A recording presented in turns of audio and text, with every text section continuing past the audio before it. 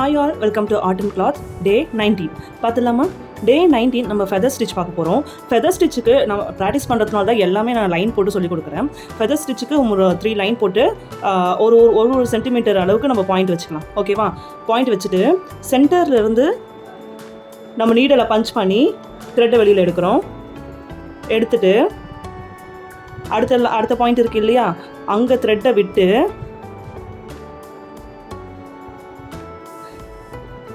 இங்கே ரைட் சைடில் லெஃப்ட் சைடில் ஒரு ரெண்டு லைன் இருக்குது பார்த்தீங்களா?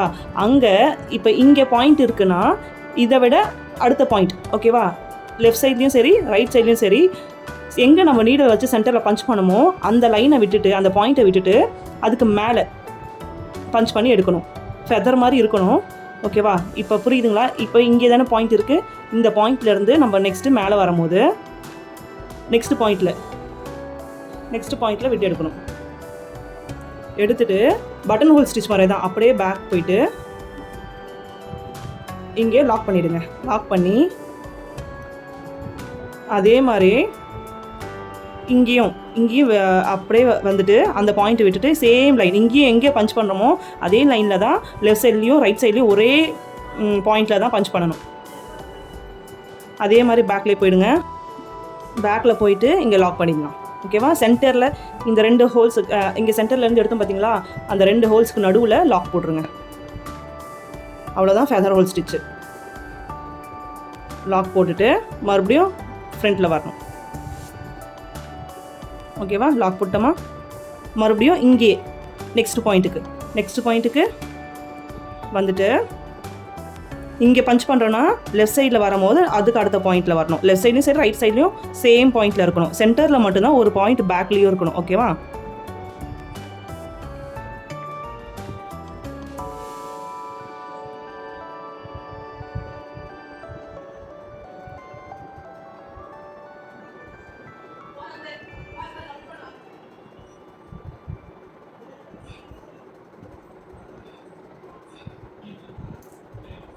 இவ்வளோதான் ஃபெதர் ஹோல் ஸ்டிச். ஓகே, அப்படியே பேக்கில் பட்டன் ஹோல் மாதிரி கொண்டு போயிட்டு ஒரு லாக் பண்ணிவிட்டு மறுபடியும் ரைட் சைடில் அப்படியே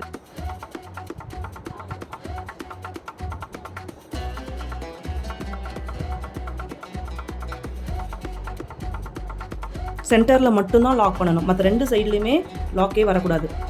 இப்படி கொண்டு வரோம். லெஃப்ட் சைடில் வரும்போது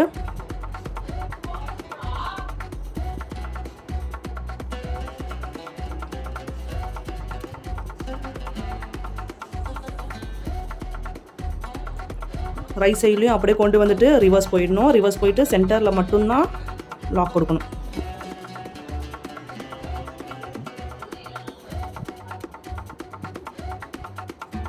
இதிலே சென்டரில் வந்துட்டு நம்ம சுகர் பீட் வச்சு பீட் கூட கொடுக்கலாம்.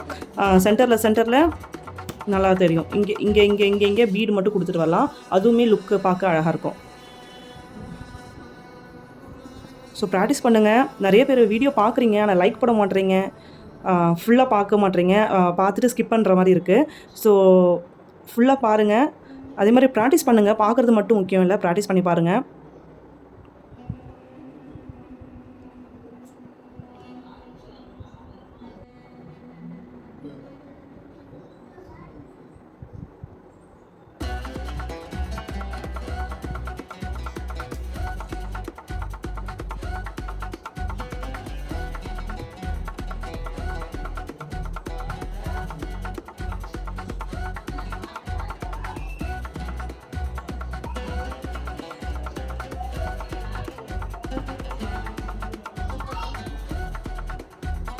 நீங்கள் ரைட் சைட்லேயும் லெஃப்ட் சைட்லேயும் வரும்போது லாக்லாம் போடக்கூடாது. ஜஸ்ட் வந்துட்டு சென்டரில் போயிட்டு அப்படியே மறுபடியும் வந்துட்டு லெஃப்ட் சைடில் போயிடணும்.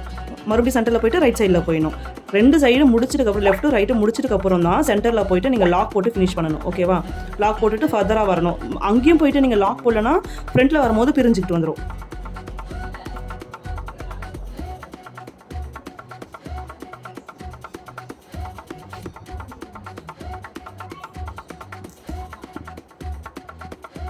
ஸோ ஃபெதர் ஸ்டிச்சு இவ்வளோ தான். ஃபெதர் ஸ்டிச்சு ஈஸியாக தான் இருக்கும் பார்க்க. டஃப்பாக இருக்கும். ஃபஸ்ட்டு ஜர்தோசியில் போட்டு ப்ராக்டிஸ் பண்ணுங்கள், அப்புறம் சில்க் த்ரெட் போடுங்க. ஏன்னா ஸ்ட்ரைட்டாக எடுத்தவொடனே சில்க் த்ரெட்டில் போட்டிங்கன்னா இப்போ வந்துட்டு நம்ம போகும்போது டிஃபிகல்ட்டிஸ் தெரிஞ்சிருக்கும், எந்த அளவுக்கு சிக்கிட்டு வருது, எந்த அளவுக்கு இது நூல் வந்து விட்டு வருதுன்ட்டு. ஸோ அந்த மாதிரி தான் ஸ்டார்டிங்கில் போகிறவங்களுக்கும் இருக்கும்.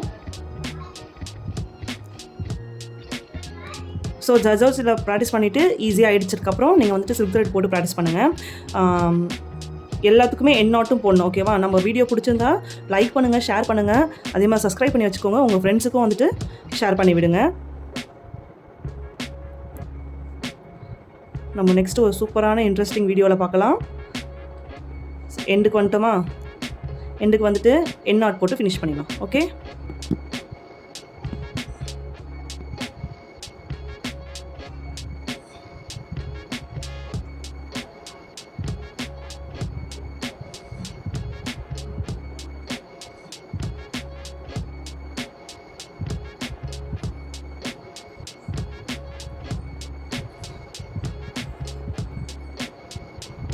அவ்வளோதான். எண்ட் லாக் போட்டு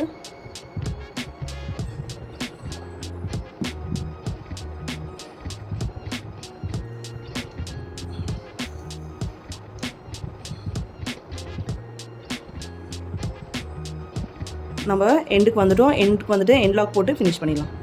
ஓகேவா?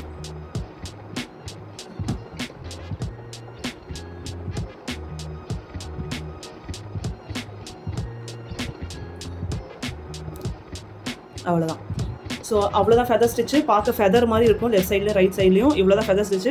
நல்லா ப்ராக்டிஸ் பண்ணுங்கள். ஜரிலையும் போடுங்க, சில்க் த்ரெட்லையும் போடுங்க. நான் டஃப்பாக இருக்குன்னு தான் சில்க் த்ரெட்டில் போட்டு ப்ராக்டிஸ் பண்ணிட்டுருக்கேன்.